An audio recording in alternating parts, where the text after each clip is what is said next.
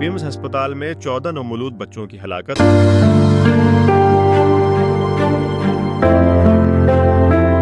इस्लामाबाद के पिम्स अस्पताल में हौलनाक आग ने 14 नवमौलूद बच्चों की जान ले ली, लेकिन इस सानहे ने कई संगीन सवालात भी खड़े कर दिए।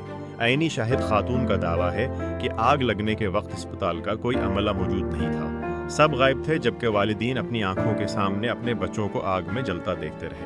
गायनी वार्ड है, एक गायनी की डॉक्टर नहीं थी, एक नर्स नहीं था, एक एनआईसीयू का डॉक्टर नहीं था, सवाई आया नहीं। 2 आदमी जो अपने अपने बच्चों के लिए भाग रहे थे या हम लोग जो भाग रहे थे, उसके अलावा एक बंदा वहाँ नहीं था।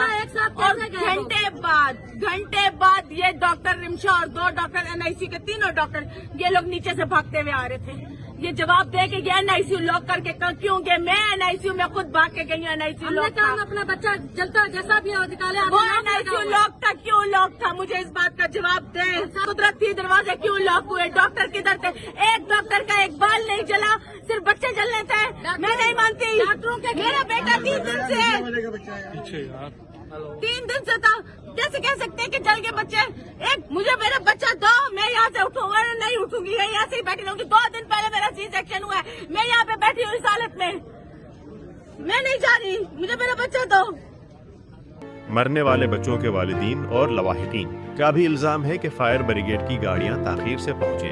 बहुत लेट टीम्स पहुंची हैं, कुछ यहाँ पर हमला कोई भी नहीं है। सारे फायर ब्रिगेड बहुत 2 घंटे बाद आए हैं। नर्सरी में बच्चे जल गए हैं, बहुत ज़्यादा, हमारे बिल्कुल सामने का सारा।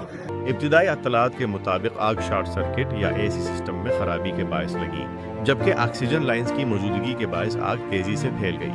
मगर सवाल ये है कि इन 14 मासूम जानों के ज़िया का जिम्मेदार कौन है?